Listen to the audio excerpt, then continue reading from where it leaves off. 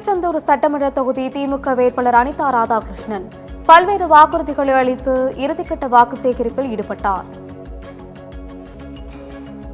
திமுகவின் தேர்தல் வாக்குறுதிகளின் சிறப்பு அம்சங்களை வாக்காளர்களிடம் எடுத்துரைத்து வாக்கு சேகரித்த திமுக வேட்பாளர் அனிதா ராதாகிருஷ்ணன் திமுகவின் 5 ஆண்டுகால ஆட்சியில் பல்வேறு சிறப்பு திட்டங்கள் செயல்படுத்தப்பட்டுள்ளதாக தெரிவித்தார்.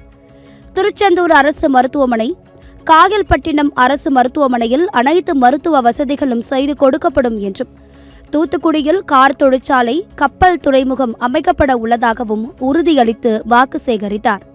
திருச்செந்தூர் நகராட்சி மாநகராட்சியாக மாற்றப்படும், குலசேகரப்பட்டினம் ஊராட்சி பேரூராட்சியாக மாற்றப்படும், உடன்குடி பகுதியில் குடிநீர் தட்டுப்பாட்டினை போக்க புதிய குளம் அமைக்கப்படும், கடம்பா குளத்தை ஆழப்படுத்தி ஆண்டு முழுவதும் தண்ணீர் சேமிக்க நடவடிக்கை எடுக்க திருச்செந்தூர் எழில்மிகு நகரமாக மாற்றும் திட்டம் செயல்படுத்தப்படும் என்பது உள்ளிட்ட பல்வேறு வாக்குறுதிகளை அளித்து திமுக வேட்பாளர் அனிதா ராதாகிருஷ்ணன் வாக்கு சேகரித்தார்.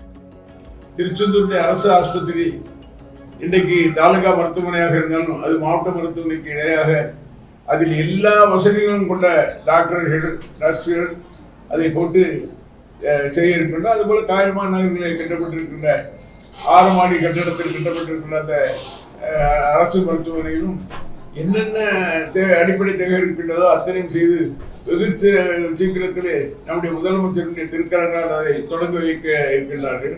கப்பல் கட்டும் துறைமுகம் ஒன்று தூத்துக்குடியில் அமைப்பதற்கான வேலைகள் வெகு சீக்கிரமாக நடந்து வருகிறது. அந்த கப்பல் கட்டும் துறைமுகம் தொடங்கப்படுகின்ற போது வேலை வாய்ப்புகளும் கொடுக்கின்றது. அந்த பகுதியே செல்வ குறைப்பு இந்த இடமாக மாறக்கூடிய ஒரு சூழ்நிலை இன்றைக்கு உருவாக்கப்பட்டிருக்கின்றது.